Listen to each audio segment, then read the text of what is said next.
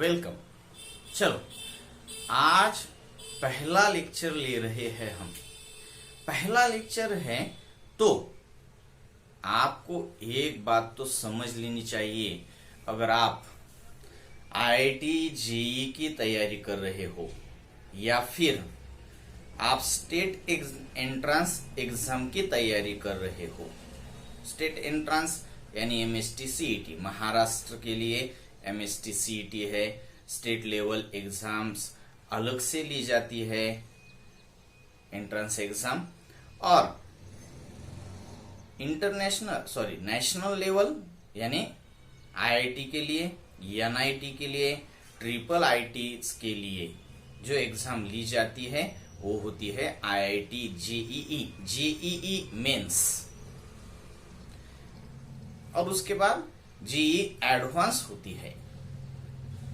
आज हम 11th और 12th में आपको क्या देखना होगा, क्या समझना होगा, कौन से टॉपिक्स आपको पढ़ने होंगे।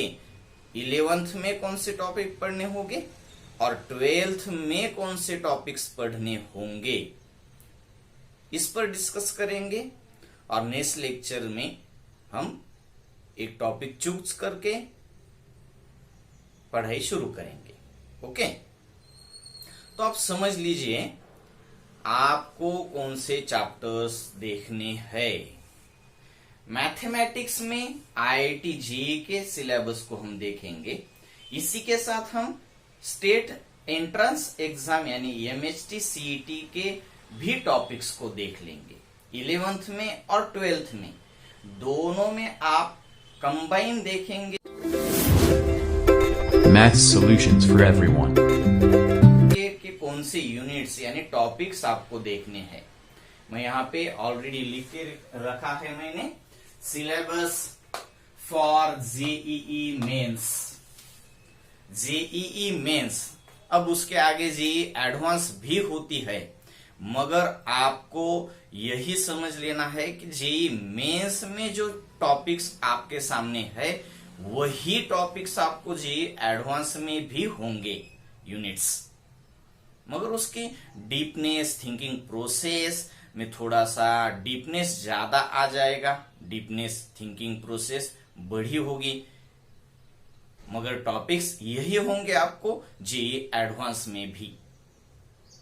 अभी तो हम देखेंगे जेईई मेंस के लिए। चलो, तो पहला यूनिट लिखा है मैंने यहाँ पे 1 2 3 16 यूनिट्स आपको 11th प्लस 12th। मैं 11th सिर्फ नहीं कहूंगा क्योंकि आप सीईटी भी करेंगे या फिर आप जेईई मेंस भी करेंगे तो आपको 11th प्लस 12th देखना होगा। सिर्फ 12th देखेंगे तो आपको जितना स्कोर चाहिए उतना नहीं आएगा। सिर्फ सीईटी में, एमएसटी सीईटी में भी आप अगर सिर्फ 12th देखेंगे तो भी आपको जितना स्कोर चाहिए परसेंटाइल में वो आपको नहीं कवर करने को मिलेगा। तो आपको यहाँ पे आज मैं यही बात कहूंगा कि 11th भी आपको उतना ही जरूरी है जितना कि 12th। जैसे कि आपने लास्ट ईयर में यानी 10th देखा होगा, तो 10th जब आप देखते थे तो आपको सिर्फ 10th नहीं, उसमें 9th का भी बहुत रोल, मेजर रोल था। इसी तरीके से आपको 12th में जो मैथमेटिक्स पढ़ना है इसके लिए आपको 11th का मैथमेटिक्स जरूरी होगा। और सिर्फ पढ़ाई के लिए नहीं तो एग्जाम के लिए भी आपको 11th मैथमेटिक्स की जरूरत होगी। अगर आप जेईई मेंस की तैयारी करते हो तो मैं आपको एक बात कहना चाहूंगा, 40%, मिनिमम 40% 11th से आता है और बाकी बचा 60% 12th से आपको क्वेश्चंस उसमें आते हैं। मिनिमम मैं कहता हूं मिनिमम 40% 11th से आएंगे। और अगर आप सीईटी यानी एमएसटी सीईटी देना चाहते हैं आपको अगर स्टेट लेवल में टॉप के कॉलेजेस चाहिए, स्टेट लेवल में टॉप के कॉलेजेस अगर आपको चाहिए, तो 11th में 20%, 11th के 20% प्रॉब्लम्स आपको सीईटी में आते हैं, 12th के 80% और 11th के 20%। तो ठीक है, अब मैं आपको डिस्कस करूंगा कि जेईई मेंस में कौन कौन से टॉपिक्स आपको देखने हैं, उसमें हम 11th में कौन से देखेंगे, ये भी हम यहाँ पे डिस्कस करेंगे। तो स्टार्ट करते हैं, देख लीजिए। टोटल यूनिट्स है अपने पास 16। मैंने यहाँ पे यूनिट्स और यहाँ पे नंबर ऑफ क्वेश्चंस जो कि अप्रोक्सीमेटली होंगे। जो पहला है सेट, रिलेशंस एंड फंक्शंस। पहला टॉपिक आपका set, relations and functions. Set आपने देखा है, 9th स्टेट बोर्ड के एस्पिरेंट्स है, स्टूडेंट्स है आप, तो आपको 9th में सेट आपने देख लिया है। अगर आप सीबीएसई से है तो भी आपने सेट देख लिया है। अगर आप आईसीएसई से है तो भी आपने सेट देख लिया है। रिलेशन भी आपने देखा होगा अगर आप सीबीएसई या फिर आईसीएसई से है। फंक्शन भी आपने देख लिया होगा। मगर हम लोअर से देखेंगे, स्टेट बोर्ड से। मिनिमम आप सबको सेट मालूम ही है। सेट के बेस पे रिलेशन, रिलेशन के बेस पे आपको फंक्शंस देखने होंगे। यहां पे ये जो टॉपिक है हम 11th में देखेंगे। मैं यहां पे 11th लिख देता हूं।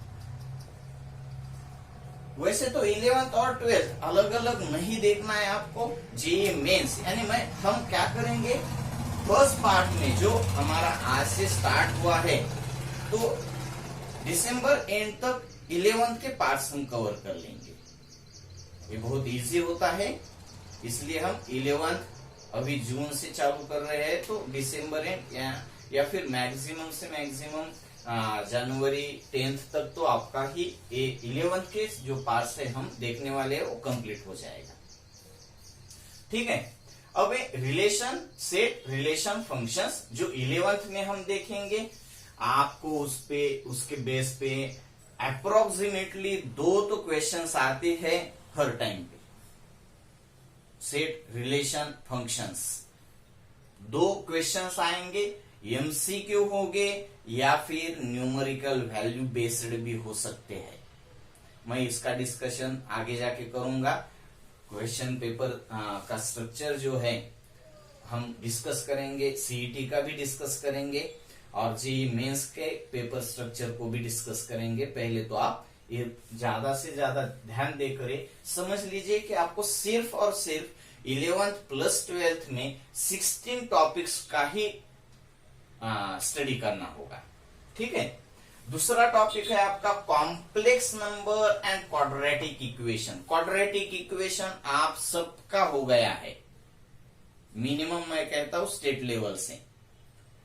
महाराष्ट्र स्टेट बोर्ड्स के आप अगर स्टूडेंट्स है तो आपको क्वाड्रेटिक इक्वेशन कंपलसरी हो गया है, और कॉम्प्लेक्स नंबर भी आप अगर आईसीएसई से है तो हो गया होगा। ठीक है, तो हम स्टार्ट करेंगे quadratic equation, minimum to minimum.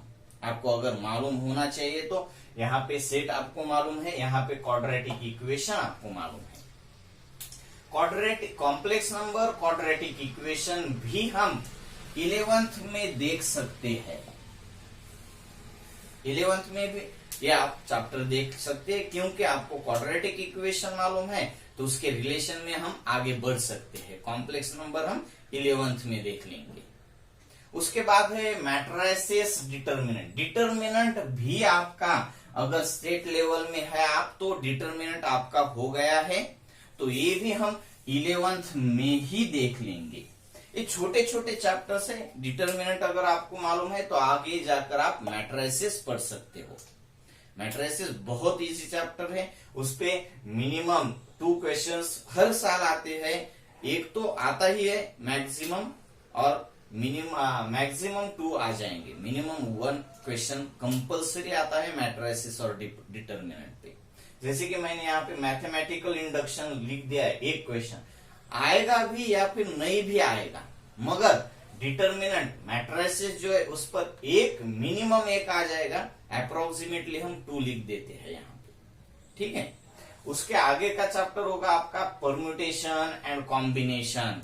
ये आपको पूरा नया है, पूरा का पूरा नया है, इसलिए हमें 11th में अगर टाइम बचता है अपने पास तो हमें 11th में भी ले सकते या फिर आगे जाकर भी ले सकते हैं। यानी हम ऑर्डर रखेंगे कि कौन सा चैप्टर हमें फर्स्टली लेना होगा और उसके डिपेंड हम आगे कैसे जा सकते हैं, ठीक है। तो परम्यूटेशन एंड कॉम्बिनेशन ये तो हम यहाँ पे 11th में नहीं लिखेंगे, अगर टाइम बचता है 11th में तो 11th में लेंगे, ठीक है।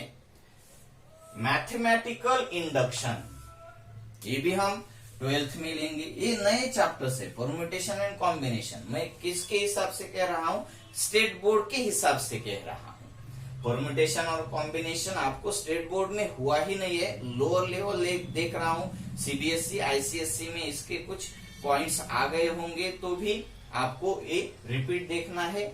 स्टार्ट बेसिक से हम स्टार्ट करेंगे, कौन सा भी चैप्टर हो। अगर आपको सेट हो गया है फिर भी हम बेसिक से ही स्टार्ट करेंगे। क्वाड्रेटिक इक्वेशन उस पे भी हम बेसिक डिस्कशन करके ही आगे जाएंगे। डिटर्मिनेंट पे भी हम बेसिक डिस्कशन करके ही मैट्रिसेस की तरफ जाएंगे, ठीक है। तो परम्यूटेशन और कॉम्बिनेशन तो टोटली आपको नया होगा, इसलिए हम 11th में रखने के बजाय यहाँ पे रख देंगे, टाइम मिला तो ले लेंगे। मैथमेटिकल इंडक्शन इस पे भी आपको एक क्वेश्चन आ सकता है। परम्यूटेशन कॉम्बिनेशन पे अगर क्वेश्चन आता है भी या भी नहीं भी तो भी आपको परम्यूटेशन और कॉम्बिनेशन बहुत जरूरी होता है। कहाँ पे होता है तो प्रोबेबिलिटी में, प्रोबेबिलिटी स्टैटिस्टिक्स एंड प्रोबेबिलिटी, ये यहाँ पे बायनोमियल डिस्ट्रीब्यूशन, यहाँ पे भी आपको परम्यूटेशन एंड कॉम्बिनेशन का यूज होने वाला है। इसलिए मैं कहता हूं कि परम्यूटेशन और कॉम्बिनेशन में अगर क्वेश्चन आता नहीं है, डायरेक्ट नहीं आता, तो वहां वो कहाँ पे आ जाएगा, बायनोमियल डिस्ट्रीब्यूशन या फिर प्रोबेबिलिटी में आ जाएगा। एक क्वेश्चन जो है वो जरूरी इसलिए है कि अगर उस पे डायरेक्टली क्वेश्चन आता नहीं है तो आपको दूसरे टॉपिक दूसरे यूनिट पे यहाँ उस कॉम्बिनेशन का या फिर उस परम्यूटेशन का आपको यूज करना होगा, ठीक है। तो बायनोमियल डिस्ट्रीब्यूशन एक है, वो भी आपको नया है। सीक्वेंस एंड सीरीज, इसमें आपको सीक्वेंस मालूम है, arithmetic progression, geometric progression, harmonic progression, arithmetic geometric harmonic progression.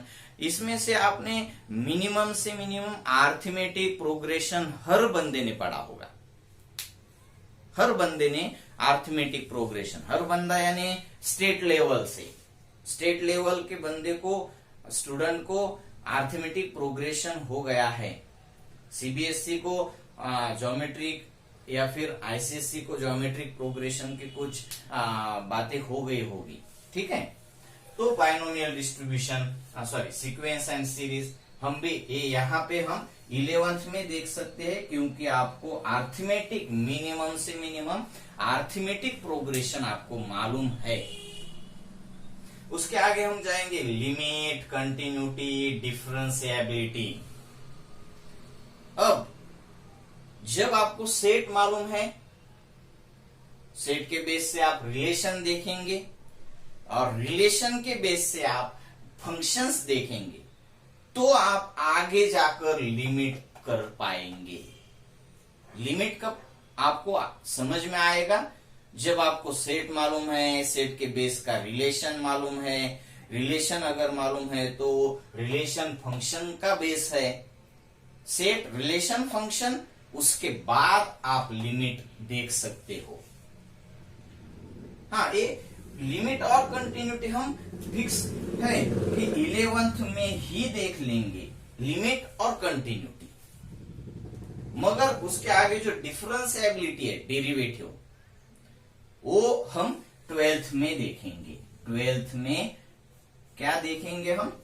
Differentiability, limit और continuity, set, relation, function, limit, continuity, ये 5 जो पॉइंट है वो हम 11th में ही देख लेंगे, यानी जनवरी से पहले देख लेंगे हमें। ठीक है, अब आपको समझ लेना है कि 11th में हम क्या क्या देखने वाले हैं।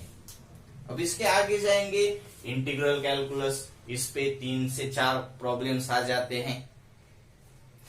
इंटीग्रल कैलकुलस में इंटीग्रेशन होता है, डेफिनेट इंटीग्रल होता है, एप्लीकेशन ऑफ डेफिनेट इंटीग्रल होता है। जैसे कि डिफरेंशिएबिलिटी, इसमें डेरिवेटिव यानी डिफरेंशिएशन भी होता है, application of differentiation, application of derivative भी होता है। वैसे ही इंटीग्रल कैलकुलस में हम integration, definite integral, application of definite integral और उसके बाद डिफरेंशियल इक्वेशन। जो डिफरेंशियल इक्वेशन आपको जब पढ़ना होगा तो आपको डिफरेंशिएबिलिटी यानी डेरिवेटिव भी मालूम होना चाहिए, इंटीग्रल कैलकुलस भी मालूम होना चाहिए। दोनों के बेस पे डिफरेंशियल इक्वेशन है, हमें 12th में जाकर देखेंगे। उसके आगे है कोऑर्डिनेट ज्योमेट्री। अब कोऑर्डिनेट ज्योमेट्री आपको 9th 10th में ही आपने देख ली है, उसके बेस मालूम है, तो जो जिस पॉइंट के बेस आपको मालूम है वो हम 11th में ही देख लेंगे। जैसे कि सेट मालूम है तो उसका सेट मालूम है तो हम 11th में देखेंगे। क्वाड्रेटिक इक्वेशन मालूम है तो हम 11th में देख लेंगे। उसके बाद डिटर्मिनेंट मालूम है तो उसके साथ मैट्रिसेस 11th में देख लेंगे। सीक्वेंस एंड सीरीज मालूम है तो वो भी 11th में देख लेंगे। लिमिट, कंटिन्यूटी का बेस आपको सेट, रिलेशन, फंक्शन से मालूम हो जाएगा, तो वो हम 11th में ही देखेंगे। उसके आगे जो जाएंगे डिफरेंशिएशन के लिए तो वो 12th में देख लेंगे। अब कोऑर्डिनेट ज्योमेट्री की जब बात आती है तो आपको कोऑर्डिनेट ज्योमेट्री का बेस मालूम है, 9th 10th में सभी बोर्ड्स के साथ हो गया है, तो हम 11th में ही पूरी कोऑर्डिनेट ज्योमेट्री देख लेंगे। अब आप समझ लीजिए कि कोऑर्डिनेट ज्योमेट्री मेजर पार्ट है, 3 से 4 प्रॉब्लम्स उससे आते हैं, मिनिमम 3 तो आ ही जाएंगे आपको। अगर इसमें क्या है देख लीजिए, स्ट्रेट लाइन है, स्ट्रेट लाइन आपको मालूम है, स्ट्रेट लाइन के ग्राफ्स भी आपने कंस्ट्रक्ट कर दिए हैं, लीनियर इक्वेशंस इन 2 वेरिएबल्स में स्ट्रेट लाइन। उसके बाद सर्कल, जो कि आपको मालूम है सर्कल, सर्कल के बेस पर आप कोनिक्स देखेंगे। कोनिक्स में हम पैराबोला, हाइपरबोला और इलिप्स देखेंगे। उसके बाद लाइन और प्लेन, उसके डिफरेंट अलग अलग तरीके से हम ये पॉइंट्स देख लेंगे जो कि 11th में ही हमें देखने हैं।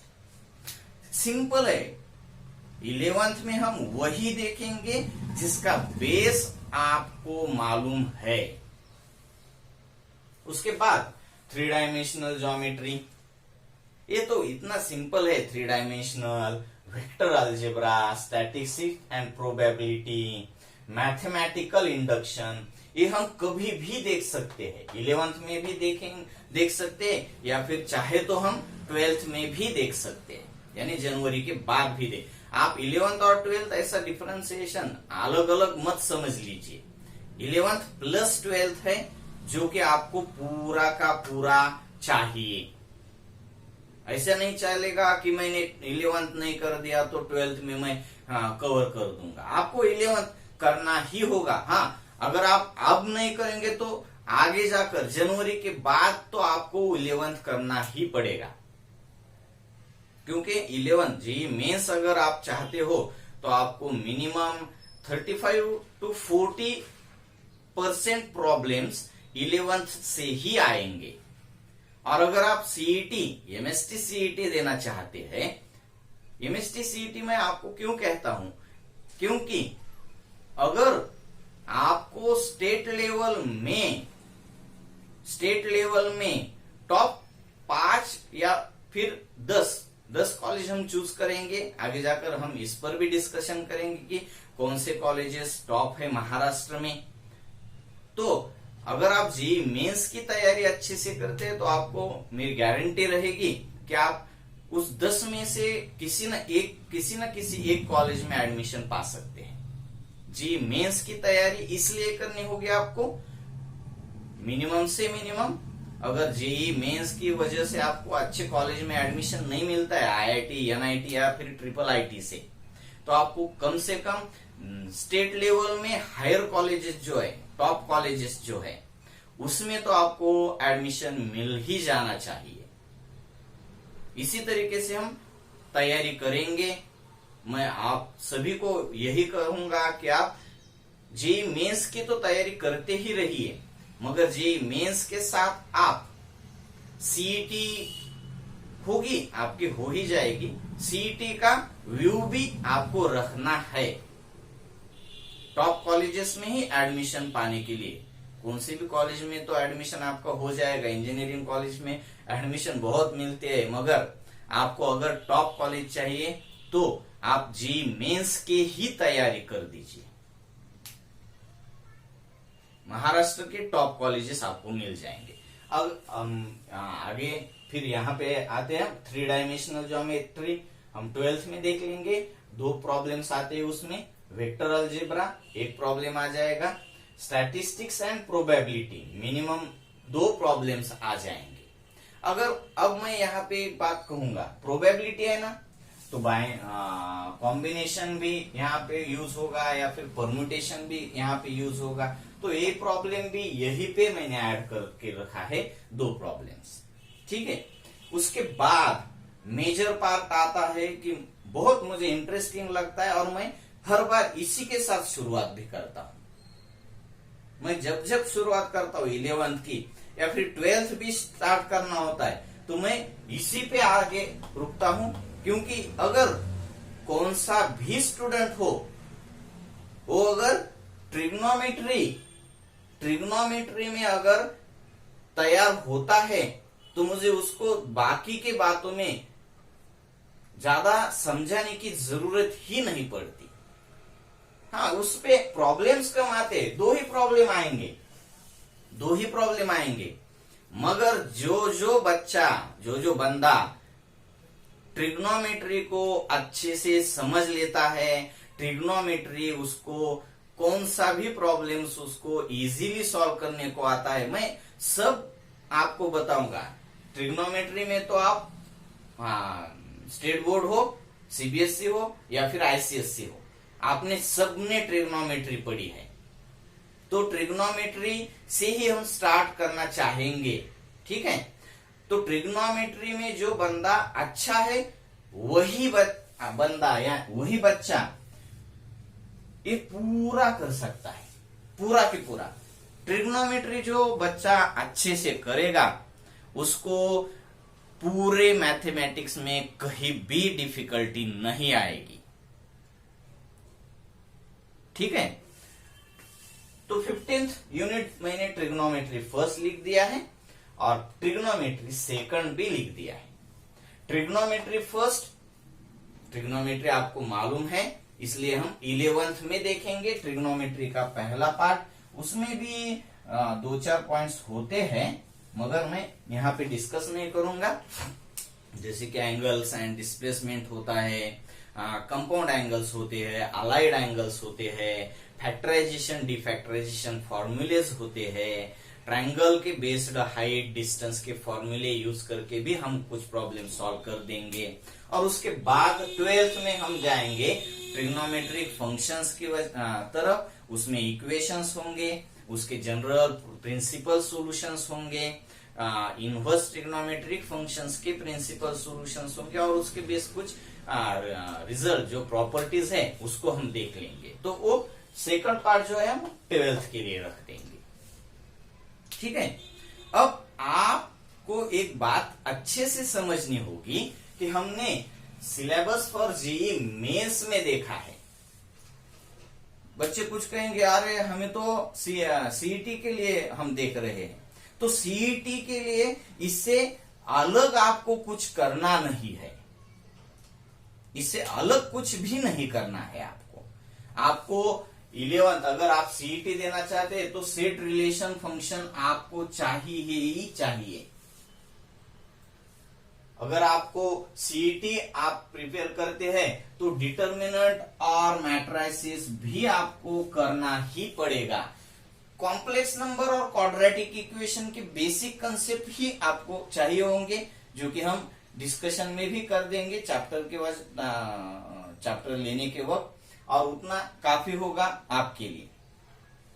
उसके बाद है आपका परम्यूटेशन कॉम्बिनेशन। इसकी जरूरत आपको सीईटी में होगी, मगर इसके बेस डायरेक्ट प्रॉब्लम नहीं आएगा। मैंने कहा है आपको बायनोमियल डिस्ट्रीब्यूशन में आएगा या फिर प्रोबेबिलिटी में आ जाएगा। उसके बाद मैथमेटिकल इंडक्शन की जरूरत नहीं पड़ेगी। बायनोमियल डिस्ट्रीब्यूशन है वो हम 12th में ही देख लेंगे। सीक्वेंस एंड सीरीज सीईटी के लिए है। लिमिट एंड कंटिन्यूटी भी सीईटी के लिए आपको जरूरी होगी। कोऑर्डिनेट ज्योमेट्री भी आपको सीईटी के लिए जरूरी है। ट्रिग्नोमेट्री भी आपको सीईटी के लिए जरूरी है। 11th में जेईई मेंस में आपको क्या देखना है ये हमने देख लिया है। Set relation function, complex number and quadratic equation, matrices and determinant, उसके बाद sequence and series, limit and continuity, ये यहाँ पे मैं इरेज कर देता हूँ, ये 12th में हम देख लेंगे। उसके बाद कोऑर्डिनेट ज्योमेट्री और उसके बाद ट्रिग्नोमेट्री। ये 11th यानी 11th में इसलिए कहता हूं कि आप सबको मालूम होता है 11th होता है 12th होता है, मगर वैसे नहीं, आप समझ लीजिए 11th और 12th एक ही पूरा कोर्स है। ठीक है, तो उसमें आपको देखना एक बात है कि 11th में हम ट्रिग्नोमेट्री से स्टार्ट कर सकते हैं, उससे इजी डिटर्मिनेंट और डिटर्मिनेंट उससे भी इजी है। सेट भी आपको इजी लगता होगा, सीक्वेंस एंड सीरीज भी आपको अच्छी लगती होगी। Arithmetic progression, geometric progression, harmonic progression, मगर लिमिट और कंटिन्यूटी तो स्टार्ट नहीं कर सकते हम, क्योंकि उसके लिए बेस मालूम होना चाहिए, सेट रिलेशन फंक्शन। तो हम दो चूज कर सकते हैं, मैट्रिसेस और डिटर्मिनेंट। डिटर्मिनेंट आपको बहुत इजी लगता है इसलिए, और मैं एक बात कहना चाहूंगा कि आप कहीं भी जाइए आपको डिटर्मिनेंट से ही स्टार्ट करने वाले क्लासेस या फिर कॉलेजेस भी होंगे तो भी डिटर्मिनेंट से ही स्टार्ट करेंगे, डिटर्मिनेंट और मैट्रिसेस। मगर मेरी थ्योरी वे अलग है, मैं ट्रिग्नोमेट्री से स्टार्ट करता हूं, क्योंकि बच्चों को अगर पहले इजी दिया जाएगा डिटर्मिनेंट मैट्रिसेस तो बच्चे कहेंगे कि अरे हाँ ये तो मैथ बहुत इजी है। मैं वैसे नहीं करता हूं, मैं करूंगा स्टार्ट ट्रिग्नोमेट्री से। ट्रिग्नोमेट्री भी सिंपल ही है, सिंपल है, बहुत सिंपल है। ट्रिग्नोमेट्री जितना सिंपल कुछ भी नहीं है दुनिया में। मगर मैं ट्रिग्नोमेट्री इसलिए कहता हूं क्योंकि यहाँ पे आपको जो फॉर्म्स मालूम होते हैं वो अलग अलग तरीके से यूज करने होते हैं।